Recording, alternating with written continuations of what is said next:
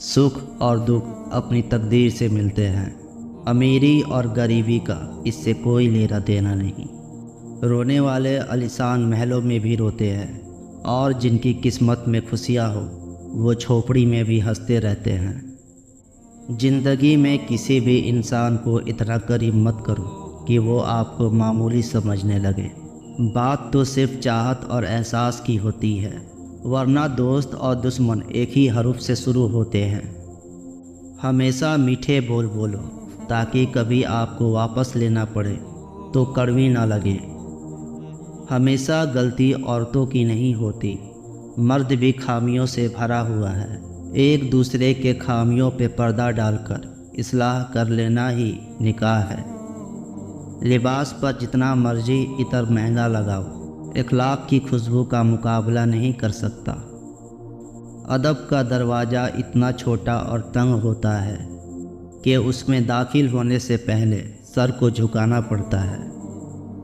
سب سے بڑا فتنہ مال ہے، جس کے پیچھے لوگ رشتے کی اہمیت کو نظر انداز کر دیتے ہیں۔ حقیقی انسان وہ ہے جو اپنے جسم کے مردہ ہونے سے زیادہ اپنے دل کے مردہ ہونے کا خوف رکھتا ہو۔ ہر انسان نے ایک نقاب پہنا ہوا ہے۔ کچھ لوگوں کے نقاب اللہ تعالیٰ اس دنیا میں ہی بے نقاب کر دیتا ہے، جبکہ کچھ لوگوں کو مہلت دیتا ہے تاکہ وہ توبہ کر لیں۔ دنیا ایک دریا ہے جس کے مسافر لوگ ہیں، جس کا کنارہ آخرت اور جس کی کشتی تقویٰ ہے۔ جب زمانہ امن کا ہو اور حالات جنگ جیسے ہوں تو سمجھو عذاب کا وقت ہے۔ ہجوم کے ساتھ غلط راستے پہ چلنے سے بہتر ہے کہ ہدایت کے راستے پہ تنہا چلے۔ بہت زیادہ خوشیوں کے پیچھے بھاگنے والا بہت زیادہ غم سے دوچار ہوتا ہے۔ شکر کرنے کا مطلب یہ بھی ہے کہ لوگوں کو اپنے اعمال سے، اپنے مال سے، اپنے خیال سے آسانی عطا کرے، اور اپنے استعمال میں آنے والے رزق کو مناسب استعمال کرنا بھی عبادت ہے۔ سب سے بہترین صبر وہ ہے جو تم نے اللہ کی رضا کے لیے کیا۔ وقت گزرنے کے بعد اگر کسی کو کسی کی قدر آ جائے تو اسے قدر نہیں افسوس کہتے ہیں۔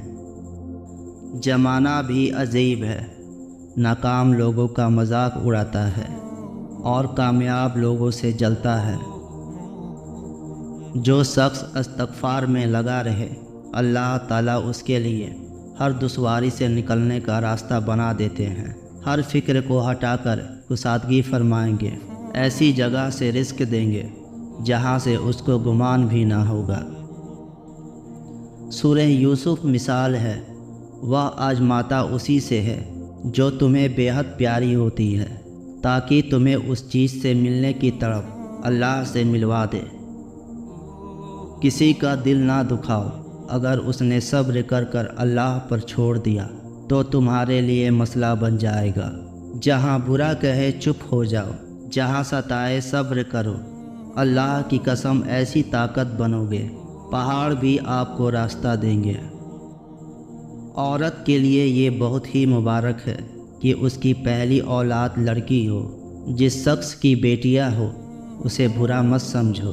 جب کوئی لڑکی پیدا ہوتی ہے تو اللہ تعالیٰ فرماتا ہے، اے لڑکی تو زمین پر اتر، میں تیرے باپ کی مدد کروں گا۔ جب اللہ تعالیٰ خوش ہوتا ہے تو زمین پر بیٹی پیدا کرتا ہے۔ حضرت بلال رضی اللہ عنہ حبشی تھے، سید نہیں تھے، کالے تھے سفید نہیں تھے، غریب تھے امیر نہیں تھے، غلام تھے آزاد نہیں تھے، ان پڑھ تھے عالم نہیں تھے، لیکن ان کے تقوی کا یہ عالم تھا کہ آپ مکہ کی زمین پر چلتے اور قدموں کی آہٹ جنت میں سنائی پڑتی۔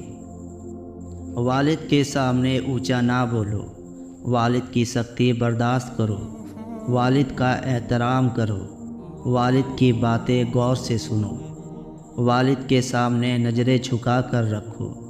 والد کی زندگی تجربات کی کھلی کتاب ہے۔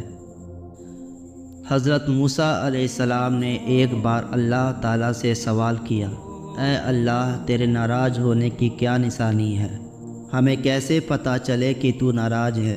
تو اللہ تعالیٰ نے فرمایا، جب تو دیکھے کہ بارش بغیر موسم کے ہو رہی ہے اور حکومت بیوقوفوں کے پاس ہے، مال بخیلوں کے پاس ہے، تو سمجھ لینا کہ میں ناراض ہوں۔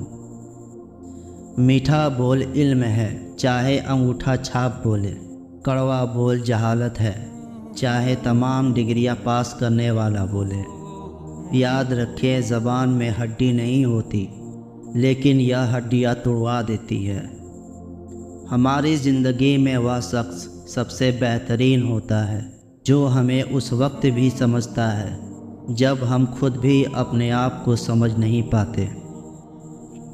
ہندوستان میں عدالتوں سے انصاف لینے کے لیے 3 چیزیں درکار ہے: نوح علیہ السلام کی عمر، ایوب علیہ السلام کا صبر، اور قارون جتنی دولت۔ سبسکرائب۔